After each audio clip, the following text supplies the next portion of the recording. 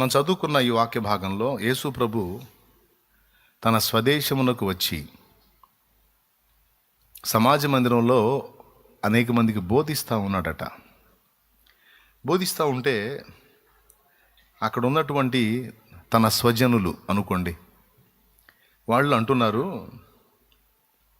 ఏంటి ఇలా బోధిస్తున్నాడు, ఇతని బోధ ఏంటి అని అతని బోధకు ఆశ్చర్యపడి, ఇతడు వడ్లవాని కుమారుడు కాడా, ఇతని తల్లి పేరు మరియ కాదా, యాకోబు, యోసేపు, సీమోను, యోదా అనువారు ఇతని సోదరులు కారా, ఇతని సోదరీమణులందరూ మనతోనే ఉన్నారు కారా, ఇతనికి ఈ కార్యములన్నీ ఎక్కడ నుండి వచ్చిందని చెప్పుకొని ఆయన విషయమే అభ్యంతరపడిది అని ఉంది. ఇది మనం చదువుకుని వచ్చినాం. యేసు ప్రభు వారు చేసిన బోధ, ఆయన చేసిన కార్యాలను గుర్చినటువంటి ప్రత్యక్షత అలాగే ప్రచారం రెండు కూడా వీళ్ళు ఎరిగి ఉన్నారు. బోధ విన్నప్పుడు వాళ్ళకి ఆశ్చర్యం కలుగుతుంది, అలాగే ఆయనను గూర్చిన ప్రచారం వాళ్ళ చెవున పడ్డప్పుడు కూడా ఆయనకు ఆశ్చర్యం కలుగుతుంది, వాళ్ళకి ఆశ్చర్యం కలుగుతుంది. ఆయన గురించి ఎందుకు ఆశ్చర్యం కలుగుతుందంటే, యేసు ప్రభు వారు వాళ్ళ సమాజంలోని వాడు, వాళ్ళు ఎరిగినవాడు, బాల్యం నుంచి వాళ్ళు చూస్తున్నవాడు. వడ్లవాని కుమారుడు అంటే చెక్క పని చేసుకుంటాడు, వడ్రంగి వాని కొడుకు. వడ్లవాడు అంటే వడ్రంగి పని చేసేటువంటి వ్యక్తి, చెక్క పని చేసుకుంటారు. వాళ్ళమ్మ మరియమ్మ, వాళ్ళిద్దరికీ ప్రథమ పుత్రుడుగా యేసు జన్మించాడు. యేసు తరువాత యోసేపు, చూడండి, యాకోబు, యోసేపు, సీమోను, యోదా. యేసు తర్వాత మళ్ళీ 4 కొడుకుల్ని కన్నది మరియమ్మ. యేసు ఒక్కడే కాదు, కన్యగా ఉండి యేసును గన్నది. యేసయ్యకు జన్మనిచ్చిన తరువాత యోసేపుకు భార్యగా ఉండి 4 కొడుకుల్ని గన్నది. ఒకరికంటే ఎక్కువ మంది కూతుళ్ళను గన్నది, కనీసం 2 కూతుళ్ళు అనుకోండి. ఎందుకంటే అక్కడ వాళ్ళు మాట్లాడుకుంటూ యాకోబు, యోసేపు, యోదా, సీమోను అనే 4 కొడుకుల పేర్లు చెప్పారు. ఇతని సోదరి మణులందరూ మనతోనే ఉన్నారు కారు, అంటే తోడబుట్టినోళ్ళు. సహజంగా ఒక బోధ ఏముందంటే, మరియా పురుష సాంగత్యము ఎరుగలేదు, యేసుని కని అలాగుండిపోయింది అనే బోధ ఒకటి ఉంది. ఆ బోధ ఎంతకు తీసుకెళ్ళిందంటే మరియను కూడా పూజించే స్థాయికి తీసుకెళ్ళింది. ఎందుకంటే ఆమె దేవుణ్ణి కన్నది కనుక దేవమాత, దేవుని తల్లి అని మరియకు కూడా ఆరాధనలు జరిపి పూజలు చేసి మరియకు కూడా మ్రొక్కేటువంటి వ్యక్తులు ఉన్నారు. పెద్ద తిరునాళ్ళు కూడా చేస్తారు. అయితే అక్కడ యేసయ్య కూడా ఉంటాడు, కానీ యేసయ్య చిన్న బాలుడు అనమాట, బాల యేసు. మరియమ్మ సంఖలో ఉంటాడు అనమాట. యేసయ్యను సంఖలో పెడతాడు, అంటే బాల యేసు అంటే నువ్వు చిన్నోడివి, ఎంతైనా మీ అమ్మ పెద్దది అన్నట్టు. కానీ లేఖనం అందుకు ఒప్పుకోదు. పూజార్హుడు ఒక్కడే, ఆయన ప్రభు అయిన యేసుక్రీస్తు. ఆరాధనీయుడు ఒక్కడే, ఆయన ప్రభు అయిన యేసుక్రీస్తు. రక్షణ పొందవలసిన నామం ఒక్కటే, అది యేసునామం. సిలువలో ప్రాణం పెట్టి తిరిగి లేచి పునరుద్ధాన మహిమతో లేచి మనందరి రక్షణకు కారణమైన వాడు ఒక్కడే, ఆయన ప్రభు అయిన యేసుక్రీస్తు. స్తుతి, మహిమ, ఘనత, స్తోత్రము సమస్తము కూడా ఆయనకు తగును. అది ఏ నరునికి, ఇక ఇతర ఏ వ్యక్తులకు కూడా మనం ఆపాదించకూడదు, ఆరోపించకూడదు. ఇక మరియ విషయానికి వచ్చేటప్పటికి, మరియ యేసును మాత్రమే కానీ ఆగలేదు. యేసును కనువరకు యోసేపు ఆమెను ఎరుగకుండెను అని రాయబడి ఉంది. యేసును కనువరకు యోసేపు అంటే మరియ భర్త అయిన యోసేపు ఆమెను ఎరుగకుండెను. ఎప్పటి వరకు ఎరుగకుండెను? యేసును కనువరకు. అది మత్తయి సువార్త 1వ అధ్యాయంలో చెప్తున్న సాక్ష్యం. ఏమి చూస్తారా వచనం? చూడండి, 1:25 చివరి వచనం. ఆమె కుమారుని కనువరకు, ఆమెను కుమారుని కనువరకు ఎరగకుండిందంటే తర్వాత ఆమెను ఎరిగున్నాడు. ఓకేనా? అంటే పర్టికులర్ టైం చెప్పాడు, ఈ టైం వరకు ఆయన వారు వేరుగా ఉన్నారు, తర్వాత వారు భార్యాభర్తలుగా వారు దాంపత్య జీవితంలో జీవించారు అనేది స్పష్టంగా చెప్తున్న వచనం ఇది. దానికి రెండవ లేఖనం, అలా వారిరువురు భార్యాభర్తలే మళ్ళా సంతానాన్ని కన్నారు. అలా కన్నటువంటి సంతానం 4 కొడుకులు, 1 కంటే ఎక్కువ మంది కూతుళ్ళు ఉన్నారు. కాబట్టి మరియను ఒక దేవుడుగా లేక దేవతగా భావించటం వాక్య విరుద్ధం. అర్థమైందా? ధన్యురాలైనటువంటి వ్యక్తి, ఆమె సైతం చివరికి శిష్యులతో కలిసి ఒక శిష్యురాలుగా మేడగదెక్కింది ఆమె కూడా. అర్థమైందా? ఇక ఆమె దేవుడైతే, ఆమె దేవత అయితే ఇంకా ఆమె మేడగదెక్కి ఆమె ప్రార్థన చేసే అవసరం లేదు ఇక. అర్థమైందా? ఇంకా చెప్పాలంటే దేవునిలో ఏ లోపము ఉండదు, ఏ పాపము ఉండదు. కానీ మరియలో లోపాలు ఉన్నాయి, పొరపాట్లు కూడా ఉన్నాయి. మొట్టమొదటిది, ఒక మధ్యతరగతి కుటుంబానికి చెందినటువంటి వ్యక్తి మరియా. అందరి వ్యక్తుల్లాగానే ప్రత్యేకంగా జీవించినటువంటి వ్యక్తి. యేసును కన్నంత వరకు ప్రత్యేకంగా ఉంది, కానీ అందరితో కలిసి మామూలుగానే దాంపత్య జీవితం, సంసార జీవితంలో అందరితో పాటు ఈక్వల్గా బ్రతికిన ఆమె కూడా. ఎందుకంటే సంతానం ఉంది ఇక్కడ. వీటితో పాటు మనుషుల్లో ఉండే లోపాలు ఆమెలో కూడా ఉన్నాయనే మాట అనడానికి నేను సాహసించాను. మరియలో కూడా లోపాలు ఉన్నాయని. వాటిలో ఒకటేంటంటే, ఒక దశలో యేసు ప్రభువుకి పిచ్చి పట్టింది అని, ఆయనకు మతి భ్రమించింది, మతి చలించింది అని అక్కడున్న స్థానికులు ప్రచారం చేస్తే ఆ ప్రచారాన్ని వీరు కూడా నమ్మారు. నమ్మి పిచ్చి పట్టిన కుమారుడు పిచ్చి మాటలు మాట్లాడుతున్నాడని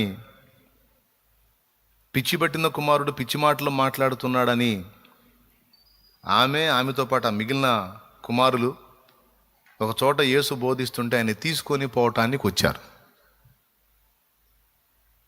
అంటే ఇక్కడ ఆయనకు మతి భ్రమించింది లేక పిచ్చి పట్టింది అని నమ్మిన వాళ్ళలో మరియ కూడా ఉంది. అక్కడే ఇదిగో నీ తల్లియు నీ సహోదరులు నీ కొరకు బయట నిలిచి ఉన్నారు అనే వచనం దగ్గర, ఎవరు నా తల్లి, ఎవరు నా సహోదరులు, నా మాటలు విని గైకొనుచున్న మీరే అంటాడు అక్కడ. చూస్తారా వచనం? మార్కు సువార్త 3వ అధ్యాయమా? చూడండి.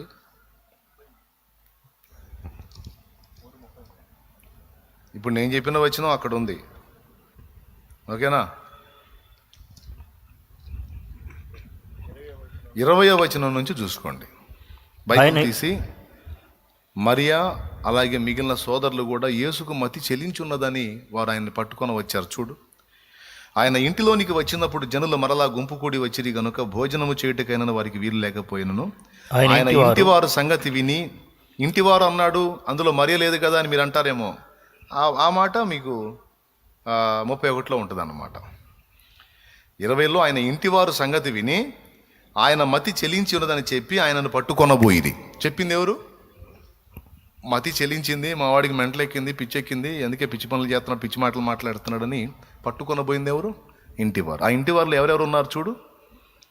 ఆయన సహోదరులను, 31వ వచనం, ఆయన సహోదరులను తల్లి వచ్చి వెలుపల నిలిచి ఆయనను పిలువనంపిరి. అది లెక్క. ఇందులో మరియమ్మ చూడు. అంటే యేసయ్యను మిస్అండర్స్టాండింగ్ చేసుకున్న వాళ్ళలో మరియ కూడా ఉంది. చూడండి, మానవ సంబంధమైన బలహీనతలు మరియలో కూడా కనపడుతున్నాయి. బాప్తిస్మిచ్చి యోహాన్లో కూడా కనపడతాయి. మరియమ్మలో కనపడ్డట్టే యోహాన్లో కూడా కనపడిద్ది. ఎలా? మరియమ్మ గాబ్రియల్ దూత వచ్చి చెప్పింది ఎవరికి? ఏమని చెప్పాడు? నీవు ఒక కుమారుని కంటావు, అతనికి ఇమ్మానుయేలు అని పేరు పెట్టబడుతుంది, అతడు ఇలా అవుతాడు, తన ప్రజల్ని ఇట్లా చేస్తాడు, రక్షకుడు పుడతాడమ్మా అని కొంత సమాచారం అనేది మరియమ్మకి గాబ్రియల్ దూత ఇచ్చాడు. అవునా? రెండవది, 12 ఏళ్ల వయసుకి ఆ సంగతి మర్చిపోయింది ఆమె. ఎంత వయసుకి? యేసయ్యకి 12 ఏళ్ళు వచ్చేటప్పటికి ఆ సంగతి మర్చిపోయింది. దేవాలయంలో ఆయన ఉండి మాట్లాడుతున్నప్పుడు, కుమారుడా 3 రోజుల ప్రయాణం అంతా దాటి వెళ్ళాము, ఏం చేస్తున్నావు నువ్వు? మీ నాన్నతో ఉన్నావు అని నేను అనుకున్నాను, నాతో ఉన్నాడు మీ నాన్న అనుకున్నాడు. చివరికి ఇద్దరం కలుసుకొని చూస్తే ఇంత నడక మాకు అవసరమా ఇదంతా, మాకు ఈ బాధలు ఏంటి, నువ్వు నీ వయసు ఎంత, 12 ఏళ్ళు అని కొంచెం ఆర్గ్యూ చేసింది, కోప్పడింది. అప్పుడు ఆయన కూడా రివర్స్ అయ్యాడు. ఏమన్నాడు తెలుసా? నేను నా తండ్రి పనులలో ఉండవలనని మీరు ఎరుగరా? మీరు ఎందుకు భయపడుచున్నారు, మీరు ఎందుకు చింతించుచున్నారు? నేను నా తండ్రి పనుల్లో ఉండాలని నీకు తెలియదా అన్నాడు.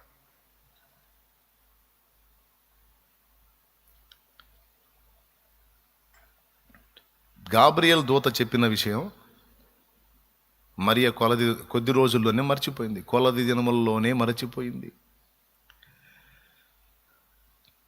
ఆమెకే చెప్పాడు వచ్చి, అమ్మో నేను పురుషుని ఎరగనదాననే పురుషుని ఎరగనదాన, ఇది ఎలా జరుగుతుందని ప్రశ్నించింది కూడా ఆమె. మళ్ళీ ఓ సంభాషణ జరిగింది.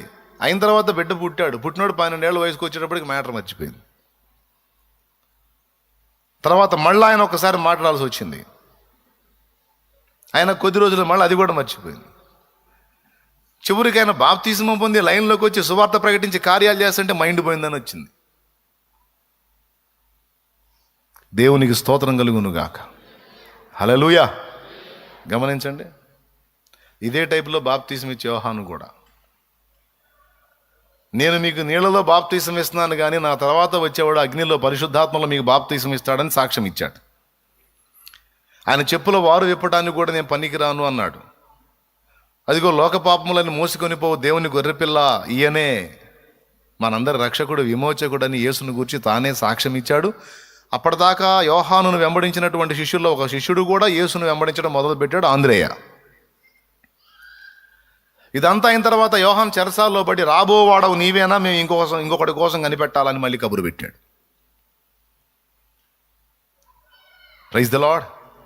అక్కడ యేసు ప్రభు అంటాడన్నమాట, యోహాను శిష్యులు యేసుని వద్దకు వచ్చినప్పుడు ఆయన గుడ్డి వారిని స్వస్థపరచడం, కుంటి వారిని నడిపించడం, మూగవారి చేత మాట్లాడించడం, ఇవన్నీ కార్యాలు చేస్తూ ఉంటాడు. వాళ్ళు చూస్తారు. తర్వాత బోధకుడా, మమ్మల్ని బాప్తిస్మం ఇచ్చే యోహాను గురువుగారు పంపించాడు, రాబో వాడవు నీవేనా, మేము మరి ఒకని కొరకు కనిపెట్టుకొనవలెనా అంటే, మీరు పోయి కన్నవాటిని విన్నవాటిని గుర్చి సాక్ష్యం ఇవ్వండి యోహానుకి, నా విషయమై అభ్యంతర పడనివాడు ధన్యుడని చెప్పండి అన్నాడు.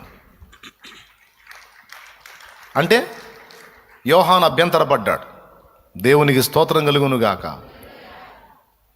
ఇక్కడ మరియ అభ్యంతరపడింది. అంటే వీళ్ళకి తెలుసు, వీళ్ళే సాక్ష్యం ఇచ్చారు, వీళ్ళు స్పష్టంగా చెవులారా విన్నారు, కార్యాలు చూశారు, కానీ ఒక దశ వదిలేస్తారు. ఇక్కడ మనకు అర్థమవుతుంది ఏంటంటే, ఇది మానవ సంబంధమైన బలహీనత. మనకి ఎన్నో దర్శనాలు ఇచ్చుంటాడు దేవుడు, మన పట్ల ఎన్నో ప్రణాళికలు మనతో మాట్లాడుంటాడు, మీతో కూడా మీ పర్సనల్ విషయాలు కొన్ని దేవుడు అనేకసార్లు మీకు చూపించి మాట్లాడి ఉండొచ్చు, నాకు కొన్ని విషయాలు మాట్లాడతాడు. కానీ ఆశ్చర్యం చెప్పనా, కొద్ది రోజుల్లోనే, కొలది దినములలోనే మనం వాటిని మర్చిపోతాం. ఆయన నవ్వుకుంటాడు, ఎంత పిచ్చోళ్ళరా వీళ్ళని, నువ్వెందుకు టెన్షన్ పడుతున్నావు, నేను నీకు ముందే చూపించాను కదా, చూపించిన ప్రకారం నేను చేస్తాను, యూ డోంట్ వరీ అంటాడు. ఎవరు గుర్తుంది తండ్రి? కొంచెం మీరు నిదానించి ఆలోచించి చూడండి వెనక్కి. చాలా సంగతులు ముందే ఆయన మనకి బయలుపరిచి ఉంటాడు, తెలియజేసి ఉంటాడు, మనల్ని ఆయన చిత్తం మనకి వెల్లడి చేసి ఉంటాడు. మనకి దేవుడు చెప్పుంటాడు కొన్ని విషయాలు. కానీ మనకున్న బలహీనత, మానవ సంబంధమైన బలహీనత ఏంటంటే, దేవుడు చెప్పిన మర్చిపోతాం, ఇచ్చిన దర్శనాలు మర్చిపోతాం, ఇచ్చిన వాగ్దానాలు మర్చిపోతాం, టెన్షన్ పడతాం, భయం గుప్పిట్లో బతుకుతాం.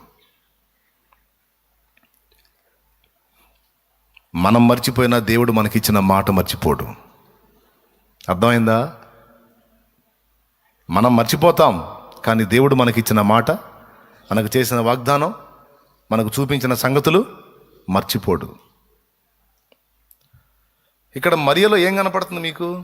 ఒక సామాన్య మానవ మాత్రాలు, ఒక బలహీనరాలైన మనిషి, లోపాలు కలిగిన మనిషి కనపడుతుందా? పరిపూర్ణమైనటువంటి దేవత కనపడుతుందా? పెద్దగా చెప్పండి. యేసు ఎక్కడన్నా అలా అపార్థం చేసుకున్నాడా? యేసు అలా ఎక్కడన్నా తప్పు చేశాడా? యేసులో ఎక్కడన్నా మీకు అలాంటి లోపం కనపడిందా? పొర్రపాటును కూడా ఒక పొరపాటు కనపడదు. అది దేవుని పరిపూర్ణత అంటే. దేవుని పరిపూర్ణత అనేది యేసులో నీకు కంప్లీట్గా కనపడిద్ది. ఆయన దేవుని యొక్క మహిమ, వ్యక్తిత్వము, మూర్తిమంతం అట. దేవుని తత్వం యొక్క మూర్తిమంతం. దేవుని తత్వమంతా ఒక మూర్తి భవించినటువంటి వ్యక్తి ఎవరన్నా ఉన్నారంటే యేసు.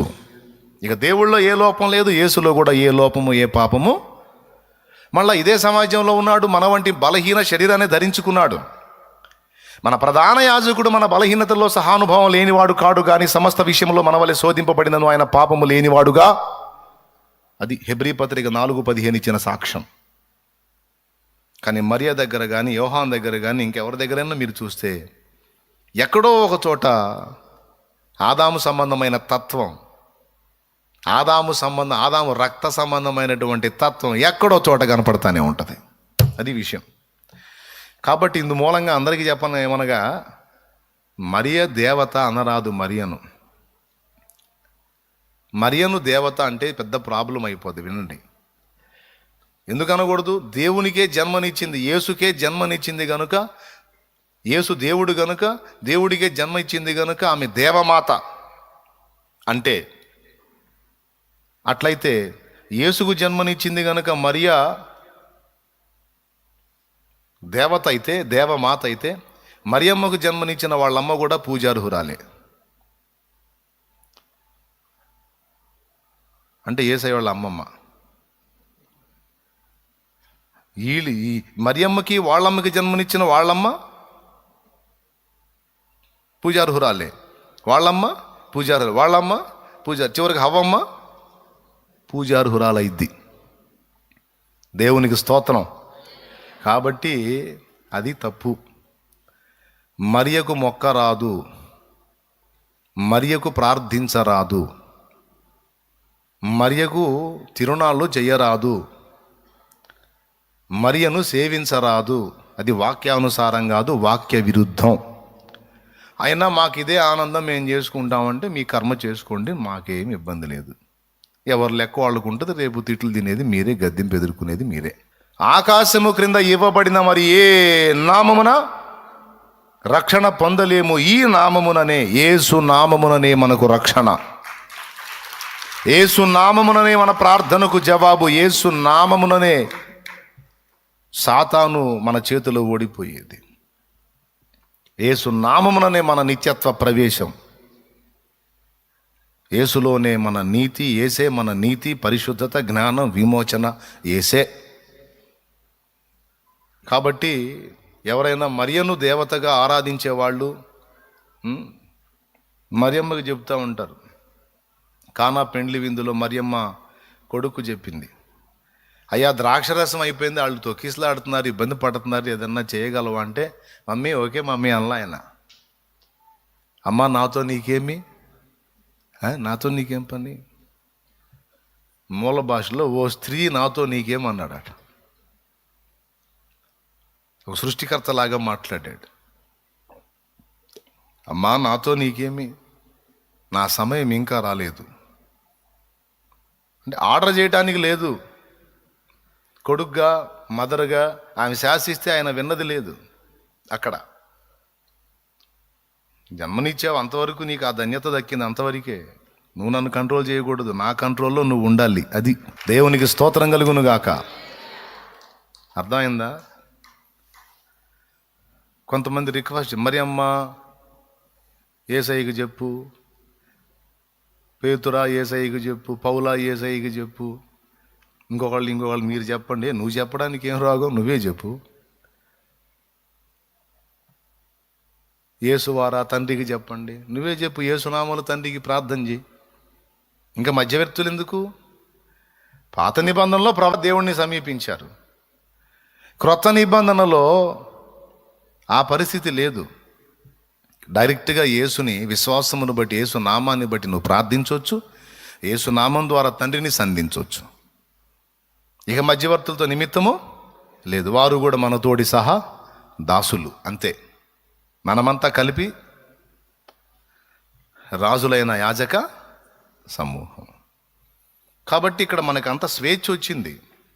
ఇక మళ్ళీ మధ్యలో పౌలు వారా మీరు విజ్ఞాపన చేయండి, మా పక్షమును వేడుకోండి, పేతురు వారా మీరు వేడుకోండి, మరియ వారు మీరు వేడుకోండి, మీరు కోరుకోండి మా పక్షాన అని మళ్ళీ ఏళ్ళను పెట్టి ఏళ్ళ నుంచి అటు రిక్వెస్ట్ చేయడానికి అవసరం లేదు.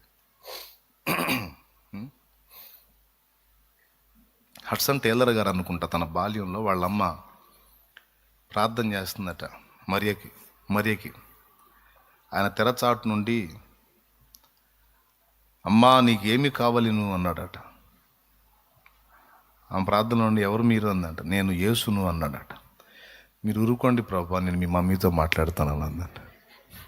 దేవునికి స్తోత్రం. నేను మీ అమ్మతో మాట్లాడుతున్నాను, నువ్వెందుకు వచ్చా మధ్యలో, నువ్వు ఆడుకోపో అన్నట్టు. అంటే వాళ్ళ మనసుల్లో యేసు బాల చేసి ఇంకా ఉయ్యాలే చూపు ఆమె సంఖలో పెట్టి కూర్చుంటా. కొంతమంది మనసులో అట్లుందిలే, వాళ్ళలో కూడా మంచి భక్తి పరులు ఉన్నారు. అయితే ఈ చిన్న కరెక్షన్ కూడా జరిగితే సూపర్ ఉంటుంది. అది నేను చెప్పేది. మంచి భక్తి పరులు ఉన్నారు, ఆర్సీఎంలో కూడా మంచి భక్తి పరులు ఉన్నారు. కాకపోతే కొన్ని విషయాల్లో బ్యాలెన్స్ అయితే బాగుంటుంది.